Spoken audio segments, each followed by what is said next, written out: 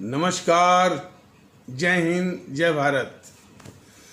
भारतीय अवाम ताकत दल अपने भारतीय भाई बहनों अर्थात अपने देश भारत की जनता अर्थात अपने भारतीय अवाम से भारतीयता आधारित आपसी श्रद्धा, भारतीयता आधारित आपसी स्नेह, भारतीयता आधारित आपसी प्रेम, भारतीयता आधारित आपसी अखलाक मोहब्बत, भारतीयता आधारित आपसी सहयोग, भारतीयता आधारित आपसी सम्मान, भारतीयता आधारित आपसी एकता, भारतीयता आधारित आपसी भाईचारा तथा भारतीयता आधारित आपसी सद्भाव को समझने व उसे आत्मसात करके वैसा ही आचरण एवं व्यवहार करने हेतु और इसके पूरे देश में प्रचार प्रसार करने हेतु और प्रत्येक देशवासी को इसकी अहमियत और महत्व को समझाकर उसे अपनाते हुए वैसा ही आचरण एवं व्यवहार करने हेतु और प्रत्येक देशवासी को अपना ही भारतीय भाई बहन मानकर, समझकर, अपनाकर उनके साथ वैसा ही और उसी अनुसार आचरण एवं व्यवहार करने हेतु सतत, सदैव और हमेशा अदब के साथ, आदर के साथ अर्ज करता है, विनती करता है। अब हम सभी लोग वो जो 2 प्रकरण थे जिसके लिए पिछले 2 एपिसोडों में बोला गया था कि चूंकि एपिसोड लंबा हो रहा था तो उसका वर्णन नहीं किया जा सका। अब इसमें विस्तार से किया जाएगा और एक समसामयिक घटना पर भी चर्चा की जाएगी। तो हालांकि इसको 2 बार कह दिया गया, तीसरी बार भी कहना जरूरी है कि ऐसे ही एक जगह मैं राष्ट्रभक्ति और भारतीय एकता पर एक व्याख्यान दे रहा था, स्पीच दे रहा था और जो जनता गण थी वो सभी लोग इस्लाम आस्था वाले भारतीय भाई बहनों के समाज से ही थे।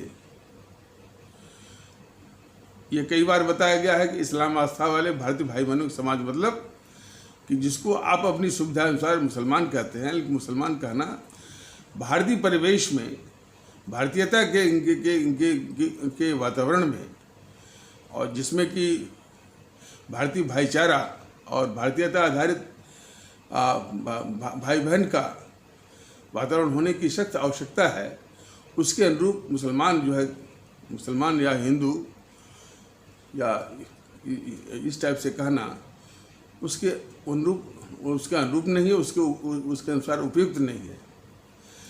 इसलिए जरूरी है कि हमारे सभी भारतीय भाई बहन या जिनको हम मुसलमान कहते हैं उनको आदरपूर्वक इस संबोधन का प्रयोग करें कि हमारे इस्लाम आस्था वाले भारतीय भाई बहन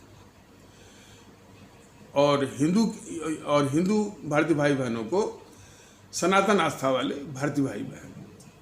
इस प्रकार विभिन्न आस्थाओं के अनुयायियों को इस प्रकार संबोधित करना भारतीयता के माहौल के लिए बहुत आवश्यक है। तो वो जो मजमा था, वो जो ऑडियंस थी, वो हमारे इस्लाम आस्था वाले भारतीय भाई बहनों के समाज से थे। तो ये भारतीय अवाम ताकत दल और मैं भी जब इस तरह का कोई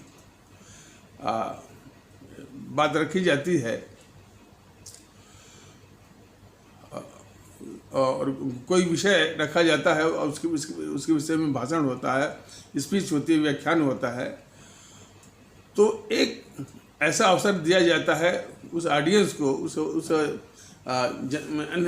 जनता गण को, मजमे को कि जो विषय रखा गया है उस पर यदि उसको कुछ और स्पष्टीकरण चाहिए और ज्ञान की बात चाहिए और अपने शक शुभा को दूर करना है तो वो पूछ सकता है। तो ऐसा ही वो उस वक्त किया गया। तो जो प्रतिक्रिया आई वो बहुत मार्मिक है और पूरे देश के लिए मिसाल वो मिसाल है, बिल्कुल अनुकरणीय मिसाल है। एक ने कहा कि सर जी ये ख्याल, ये विचार तो हमारे मुल्क के लिए, हमारे अवाम के लिए बहुत ही उम्दा है, बहुत उत्तम है। हमको जो भी बन पड़ेगा हम इसका प्रचार करेंगे, उन लोगों को समझाएंगे भारतीयता की बात, राष्ट्रभक्ति और भारतीय एकता के विषय में। और जैसा कि बताया गया कि चूँकि भारतीय वाम ताकत दल एक नया दल है, पंजीकरण भी नया हुआ है, साधन की सीमाएं हैं, इसलिए कई बार वो वहाँ जा या नहीं जा सका। और ये इतना तो स्वाभाविक है कि जिस तरह का वातावरण और जिस तरह की मानसिकता हमारे भारतीय भाई बहनों में इन स्वार्थी संगठनों ने वो यानी जानबूझ के बनाई है, वो हम मुल्क के हित में नहीं है। और इसलिए जब भी मुल्क के हित की बात की जाती है तो बहुत दिक्कत होती है कि उस मानसिकता के खिलाफ लड़ने में।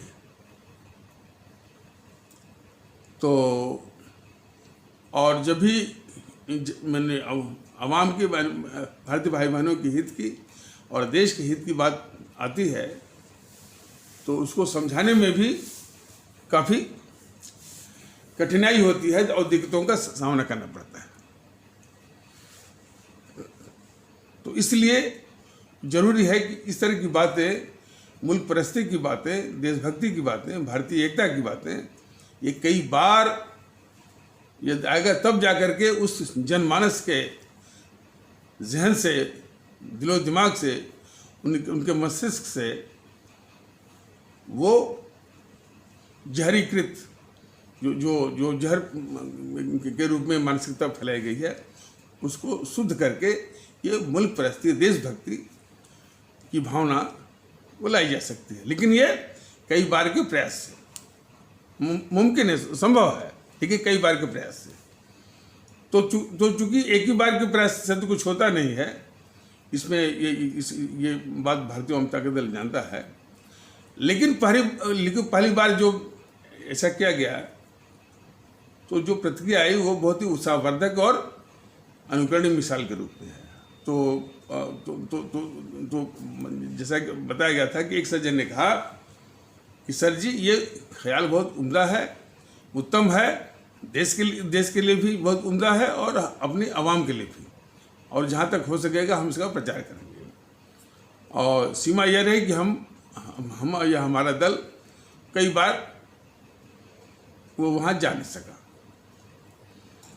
अच्छा, दूसरा तो एक दूसरे सज्जन थे, वो ये बोले कि सर ये बात तो ठीक है, बिल्कुल दुरुस्त है कि ये ख्याल हर एक अपने जो भारतीय भाई बहन हैं, अपने जो आवाम है, उसमें ये आना ही चाहिए।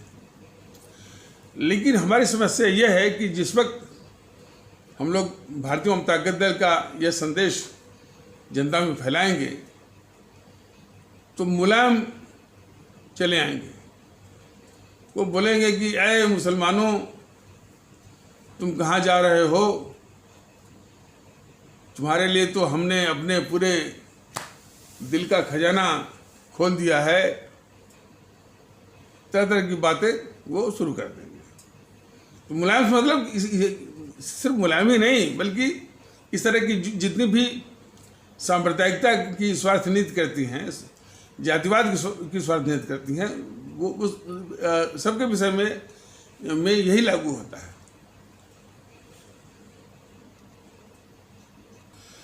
तो जब उस सज्जन ने ऐसी बात कही कि मुलायम सिंह आएंगे और कहेंगे कि भाई कहाँ भटक रहे हो, तुम्हारे लिए तो पूरा खजाना, दिल का खजाना खोला गया है। तो एक तीसरे सज्जन थे जो कि इन बातों पर बहुत ही गंभीरता से सुन भी रहे थे, समझ भी रहे थे। तो उन्होंने यानी हमको जवाब देने की आवश्यकता नहीं पड़ी, वो खुद ही वो जवाब दे दिए उनका, जो दूसरे सज्जन ने इस तरह का सवाल उठाया था। तो उन्होंने कहा था कि उन्होंने ये कहा कि यदि मुलायम सिंह आएंगे तो हम मुलायम सिंह से कह देंगे कि हम मुसलमान नहीं हैं, हम तो भारतीय हैं।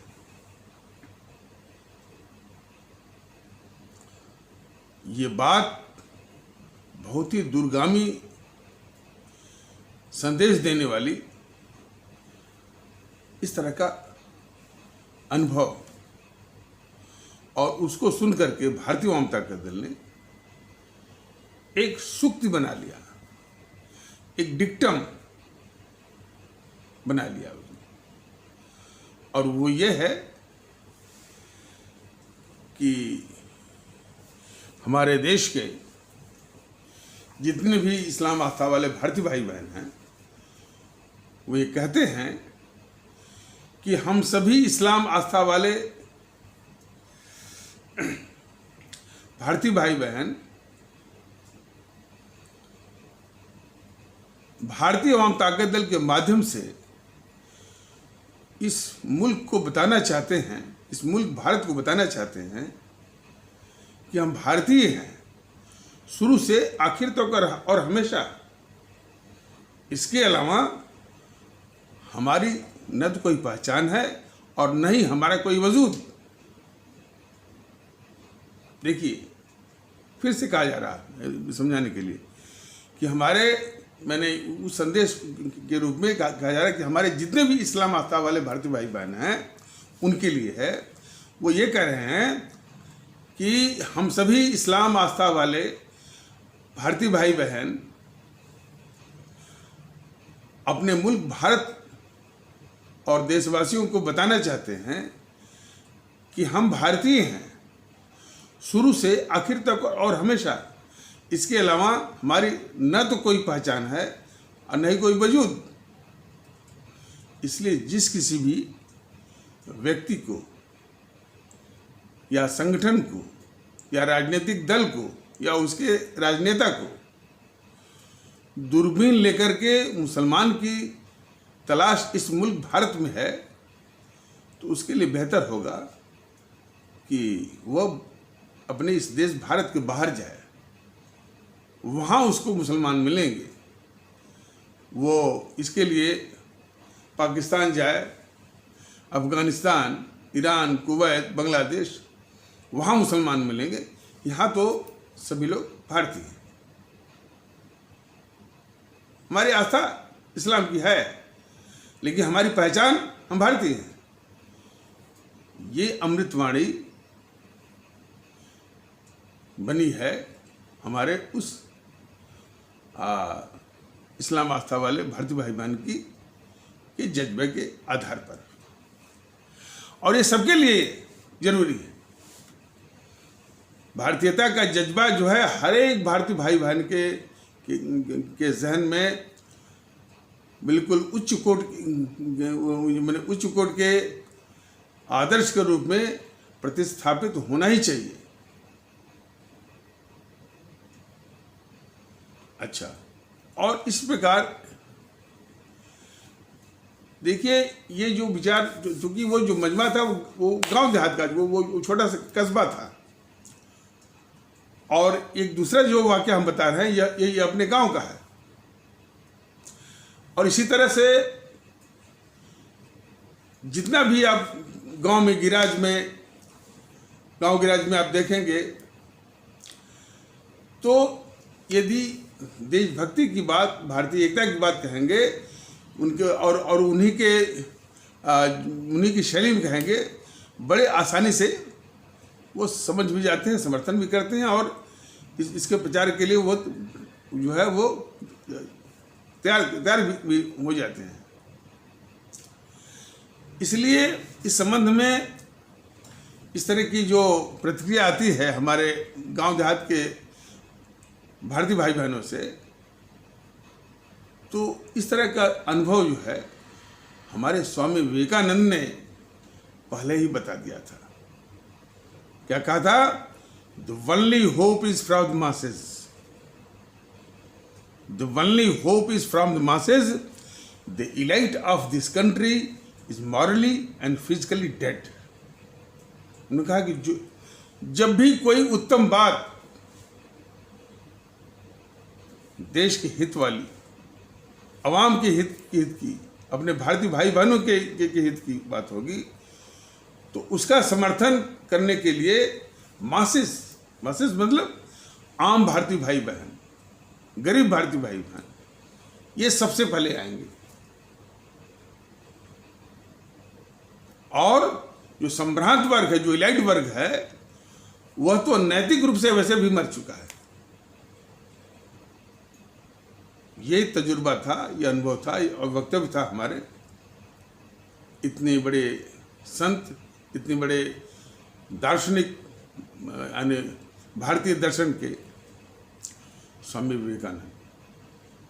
एक बात और स्पष्ट कर दें, स्वामी विवेकानंद ने कभी नहीं कहा कि उनका धर्म जो है वह हिंदू या हिंदुत्व है। ये भी पूरे मुल्क को जानना बहुत जरूरी है। उन्होंने कभी नहीं कहा कि उनका धर्म हिंदू या हिंदुत्व है। भारतीय दर्शन की बात करते थे, इंडियन फिलॉसफी की बात करते थे, लेकिन उनका धर्म हिंदुत्व है ये उन्होंने कभी नहीं कहा, किसी भी वक्त के मोड़ पर कभी नहीं कहा। उन्होंने बस यही कहा था कि बस मैं उस प्रभु का सेवक हूं। स्वामी विवेकानंद ने कहा था कि मैं उस प्रभु का सेवक हूं जिसको अज्ञानी लोग मनुष्य कहते हैं। और इसके आगे उन्होंने ये कहा कि इसी प्रभु की सेवा करना। क्या कहा था? कि मैं उस प्रभु का सेवक हूं जिसको अज्ञानी लोग मनुष्य कहते हैं, और इसी प्रभु की सेवा करना और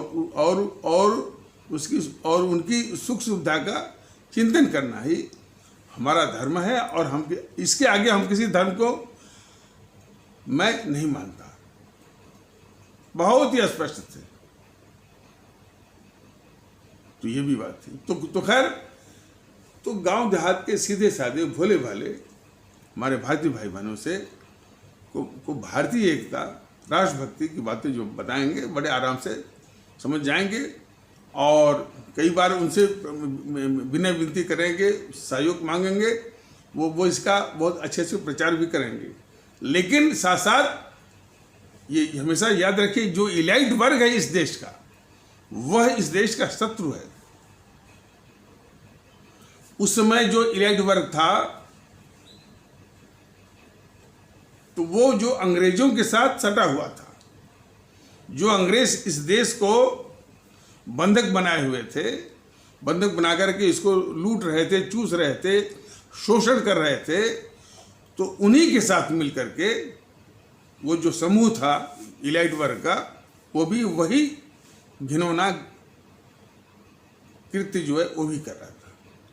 तो उसमें कौन थे? राजा थे, नवाब थे, जमींदार थे, और उनकी चमचा मंडली, कई छल्लों वाली, कई रिंग वाली।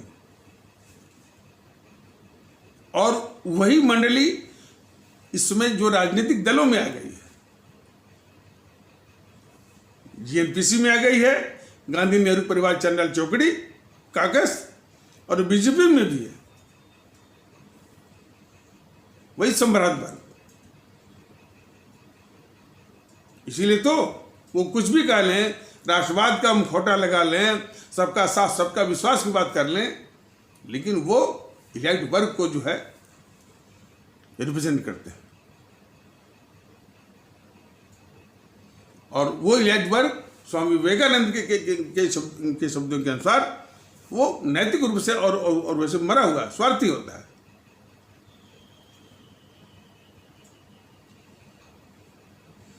तो आज का जो इलाइट वर्ग है, अच्छा, तो वो सब ये राजनीतिक दलों में प्रवेश कर गए हैं। और सबसे अधिक प्रवेश किसमें है? जीएनपीसी में, गांधी नेहरू परिवार चंडाल चौकड़ी काकस में। बाकी जो है आपके इसमें बीजेपी में, और जो छुटभैया करके जो स्थानीय क्षेत्र पर उनके दलों में, वाम दलों में भी है, कम्युनिस्टों में। तो आज का जो संभ्रांत वर्ग है वो भी नैतिक रूप से मर चुका है। तो आज का, और वो भी इस देश के लिए खतरा बन चुका है लगभग। कुछ अफवाह छोड़ दीजिए, ये हम नहीं, हम भारतीय जनता का दल नहीं, ये चेतावनी है हमारे स्वामी विवेकानंद की, जो इतने बड़े दृष्टा थे और दूरदर्शी थे, इतने बड़े संत थे, इतने बड़े यानी भारतीय दर्शन के दार्शनिक थे। उनका अनुभव बताता है। तो इसमें का जो इलाइट वर्ग कौन है, संभ्रांत वर्ग कौन है? मीडिया। यह सबसे बड़ा शत्रु बना हुआ है इस भारतीय समाज का, इस देश का। बौद्धिक वर्ग कुछ अपवाद को छोड़कर, वह भी एक अपवाद बना हुआ है, वह भी एक अभिशाप बना हुआ है इस देश का। और इसी बौद्धिक वर्ग से जो आपके ब्यूरोक्रेसी में जो गए हैं, जुडिशरी में जो गए हैं, यह देश के लिए जो है, स्वामी विवेकानंद के शब्दों में याद करेंगे तो ये समस्या है। तो इलाइट वर्ग की कल्चर और आदत से इनको मुक्त कराने की आवश्यकता है। या तो मुक्त हो या तो ये समाप्त हो। इलाइट वर्ग की कल्चर और आदत और सोच से ये मीडिया, बौद्धिक वर्ग, ब्यूरोक्रेसी, नौकरशाही और जुडिशरी में जो लोग बैठे हैं, इनको इलाइट वर्ग के कल्चर और सोच, मेंटेलिटी, मानसिकता से आज़ाद कराना होगा। तब जाकर के ये हमारे देश के लिए सार्थक बन सकते हैं। ये रास्ता, ये चेतावनी हमारे स्वामी विवेकानंद ने दिया हुआ था। तो इलाइट वर्ग से बहुत खतरा है इस देश को, बहुत खतरा है। इलाइट वर्ग की सोच से बहुत खतरा है इस देश को। संभ्रांत वर्ग। तो दूसरा, अच्छा, तो जब ये इस तरह का सुख भारतीय जनता दल ने कुछ हमारे इस्लाम आस्था वाले भारतीय भाई बहनों के सज्जन की इस अमृत वाणी से बनाया, क्या बनाया कि हम सभी इस इस्लाम आस्था वाले भारतीय भाई बहन भारतीय जनता दल के माध्यम से इस मुल्क भारत और अपने देशवासियों को बताना चाहते हैं कि हम भारतीय हैं शुरू से आखिर तक और हमेशा। इसके अलावा हमारी कोई और न तो कोई पहचान है और न ही वजूद। इसलिए अपने मुल्क भारत में जिस किसी व्यक्ति को या संगठन को या राजनीतिक दल को या राजनेता को दूरबीन लेकर के मुसलमान की तलाश है अपने भारत देश में,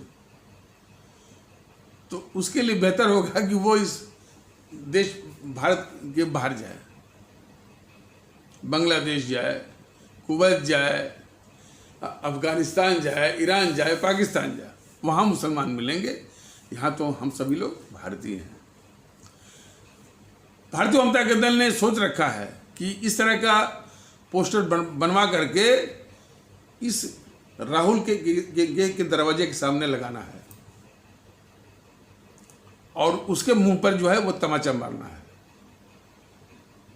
इस तरह का पोस्टर बनवा करके मुलायम, अखिलेश और मायावती के दरवाजे के सामने लगवाना है और उनको आईना दिखाना है। इस तरह का पोस्टर बनवा करके ममता बनर्जी, उद्धव ठाकरे और ये शरद पवार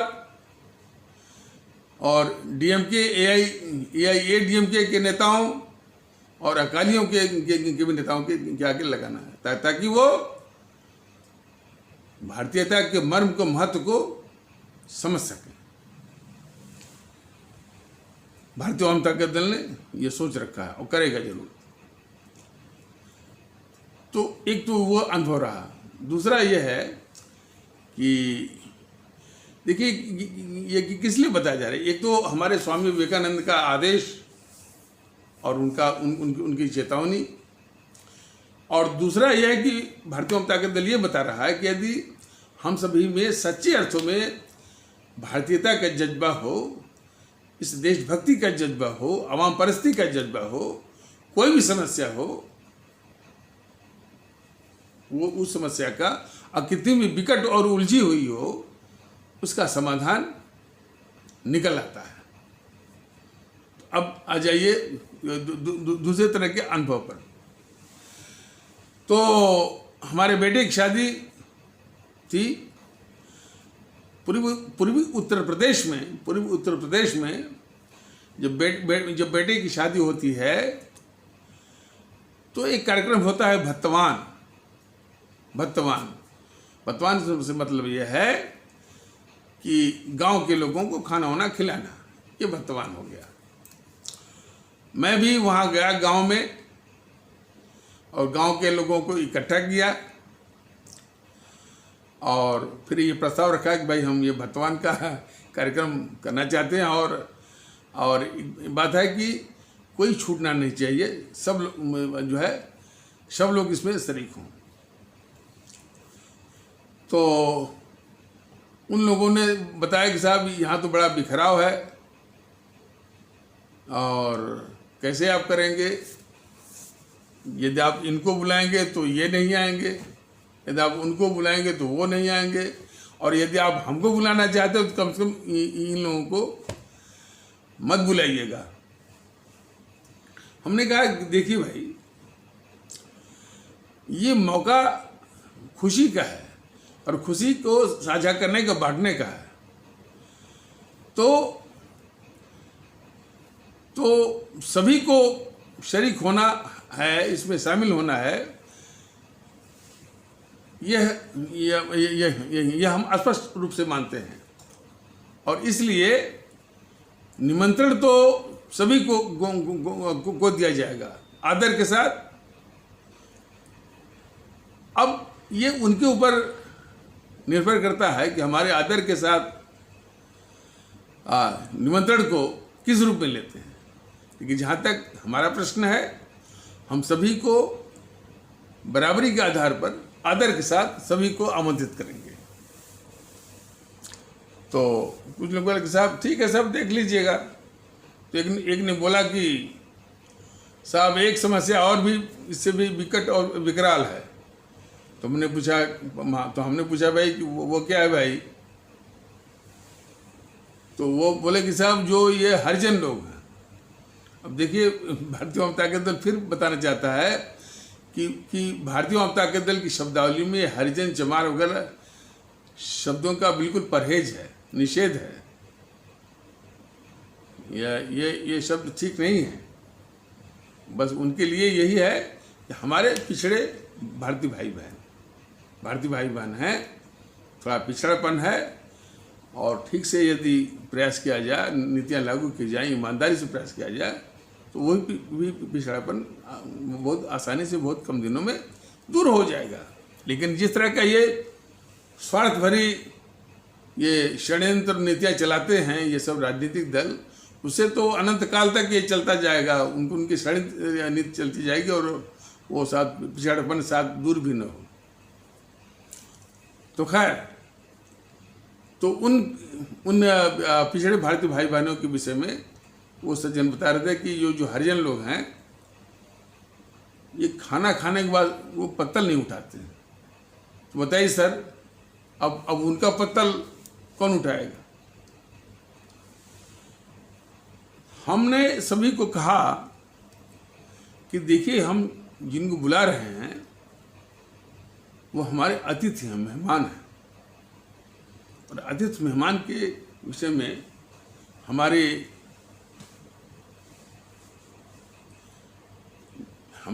भारतीय समाज की मान्यता रही है कि अतिथि या मेहमान देवता के समान है, ईश्वर के समान होता है। तो यदि उसके पतल उठाने की बात आती है तो पतल भी उठाया जाएगा। इसमें किसी को संदेह नहीं होना चाहिए।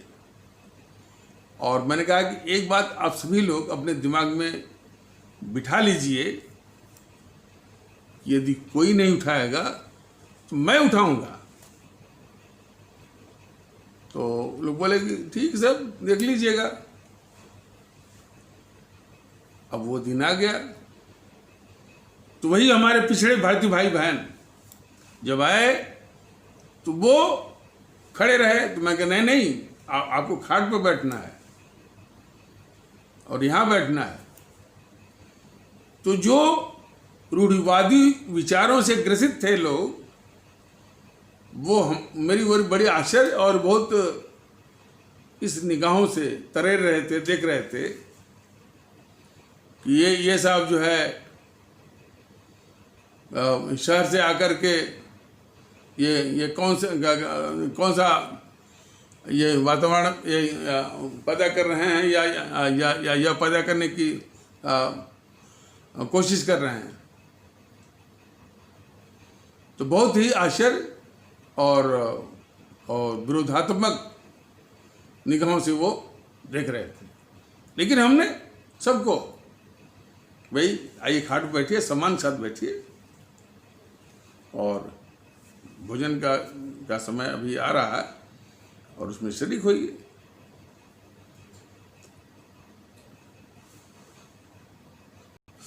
फिर वो समय भी आया, हमारे वही भारतीय भाई बहन भोजन उपरांत पत्तल छूट गया। अब यही था कि भाई तो कौन उठाए। हम भी 10-15 सेकंड मैंने इधर उधर देखा, फिर हम खुद ही बगैर किसी को कहे उठाने लगे। तो बाकी लोग कह अरे सर आप क्यों उठा रहे हैं? कहा नहीं। मैंने कहा नहीं, यदि आपकी आत्मा गवाही नहीं करती है तो कोई ऐसी बाध्यता नहीं है, कोई ऐसी बाध्यता या व्यवस्था या मजबूरी नहीं। आप बिल्कुल मत वो करिए अपने विचारों के खिलाफ। तो कह रहे नहीं सर कोई बात नहीं है। तो फिर एक आदमी शामिल हुआ, फिर दूसरा हुआ, तीसरा हुआ, और फिर जो भारतीय भाई बहन वो भोजन कर रहे थे वो खुद ही वो उठाने लगे। इस प्रकार धीरे धीरे करके सब लोग शामिल होते गए और वो समस्या पिघल गई और उसका समाधान निकल गया। हमारा कहने का मतलब यह है कि इस तरह की समस्या कोई भी हो, किसी भी तरह की हो, समाधान उसका निकल ही जाएगा, बशर्ते आपकी भारतीयता के प्रति जो है सच्ची ईमानदारी हो, शब्दों में नहीं, कर्तव्यों में। शब्दों में ही सिर्फ नहीं, शब्द में तो होने चाहिए, वाणी में होने चाहिए, कर्तव्य में भी, और मन से भी। मन के अंदर मनसा वाचा कर्मणा वाली बात होती है ना, तो ये है। तो भारतीयता का माहौल जो है इस मुल्क के लिए बहुत जरूरी है, और इस भारतीयता का विरोध जो है वही जो संभ्रांत वाली जो मानसिकता है, इलाइट, संभ्रांत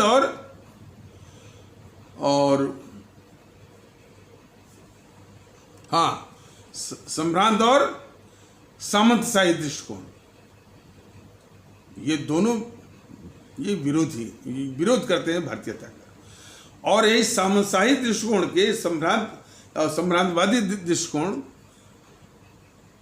वाले इन दलों में, किस दल में? जीएनपीसी, गांधी नेहरू परिवार चांडाल चौकड़ी कॉकस, और बीजेपी में इनकी भरमार है। और इसलिए भारतीय जनता का दल ये बताना चाहता है कि जब से यूट्यूब के माध्यम से भारतीयता के माहौल की कोशिश कर रहा है भारतीय जनता का दल, बराबर इस भारतीय एकता का विरोध ये दल शुरू कर दिए हैं। इन दलों ने लगातार किया है और सामने नहीं आते हैं। उनके नेता जो है सामने नहीं आते हैं, उनके नेता जो है बिलों में छुपे हुए हैं। वो ठीक है, उनके पास साधन है, वो मीडिया पर हावी है बोलते हैं, लेकिन भारतीय जनता के दल का सामना करने के लिए नहीं आते। भारतीय जनता के दल के भारतीयता का सामना करने की उनमें ताकत नहीं है, उनमें हिम्मत नहीं है, वो नैतिक बल नहीं है। वो क्या कर रहे हैं?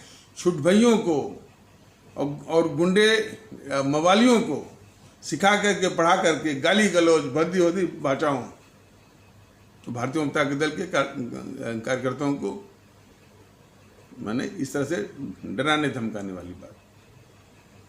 कोई तो एक पदाधिकारी बता रहा था भारतीय जनता के दल का कि एक कोई धमकी दे रहा था, तब तक उसने थमा दिया एसएसपी को, सीनियर सुपरिंटेंडेंट ऑफ पुलिस को। हमने उस पदाधिकारी को बताया कि अरे भाई, एसएसपी यानी आपको क्यों धमकाएगा? अरे उसी में से कोई जो है वो एसएसपी की तरह बन गया होगा। एसएसपी नहीं करेगा। एसएसपी तो एक जो है सिविल सर्वेंट है और वो अपनी जिम्मेदारी समझता है। वो तो इतने शातिर हैं ये भारतीय जनता पार्टी के लोग और गांधी नेहरू परिवार चांडाल चौकड़ी के लोग। और एक महत्वपूर्ण बात, अब ये लगता है कि एपिसोड थोड़ा सा लंबा है, कि कल टेलीविज़न देखा जा रहा था तो उसमें टीआरपी कितनी धोखेबाज है, इस पर जो है काफ़ी चैनल वाले आपस में झगड़ रहे थे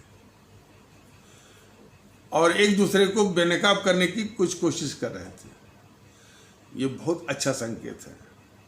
कम से कम ये एक दूसरे की कमी तो बता रहे हैं मीडिया वाले। और वैसे ही जंग छिड़ी हुई है बॉलीवुड में। जब कुछ जंग होगी तभी कुछ सफाई होगी, लेकिन इस राजनीतिक में ठीक उसको उल्टा, ये बीजेपी बराबर इस जीएनपीसी को बचा रही है। सारी बातें मैंने जैसे कि हाथरस वाली का इसमें साजिश है तो करने वाला कौन है? पीएफआई है। अब इसके आगे नहीं बताते कि पीएफआई कौन है भाई। वास्तविकता यह है, भारतीय जनता दल ने बताया पीएफआई सिमी जो है यह जीएनपीसी के ही भुजाएं हैं, उन्हीं के एजेंट हैं, लेकिन जीएनपीसी का नाम भी नहीं लेंगे और जीएनपीसी को बचाएंगे। ये साजिश है बीजेपी वालों की। तो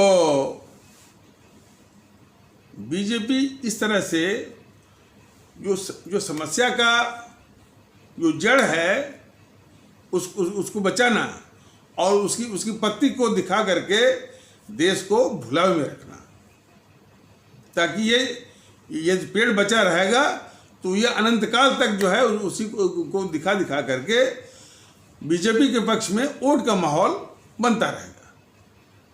ये खतरनाक और घिनौना कर्तव्य जो है, करतूत जो है बीजेपी कर रही है। तो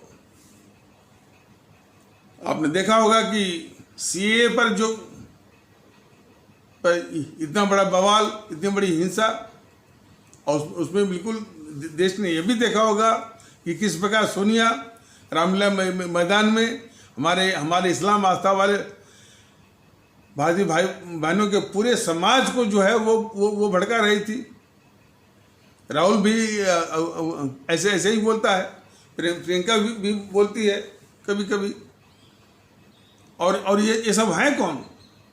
देश के सबसे बड़े गद्दार भी हैं, देश के दुश्मन भी हैं, चोर भी हैं, इन्होंने काफ़ी पैसा लूटा भी है, देश को बांटने वाले भी हैं, लेकिन इनको पूरा जो है ये तांडव करने का ये पूरी व्यवस्था दे रखे हैं हमारे आदरणीय मोदी जी। तो मोदी जी इस देश के खिलाफ, भारत के खिलाफ कौन सी करतूत कर रहे हैं यह देश देख रहा है।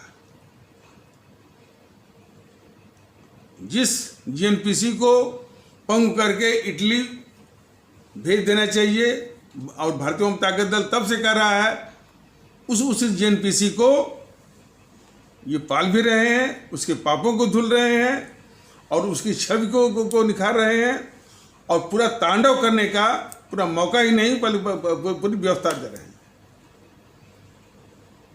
बताइए, ये बहुत दे रहे हैं हमारे आदरणीय मोदी जी। और ये एपिसोड अब लंबा हो रहा है, इसलिए इन्हीं आवश्यक शब्दों के साथ इस आवश्यक परिचर्चा को इन पर विराम दिया जाता है। तब तक के लिए नमस्कार, जय हिंद, जय भारत।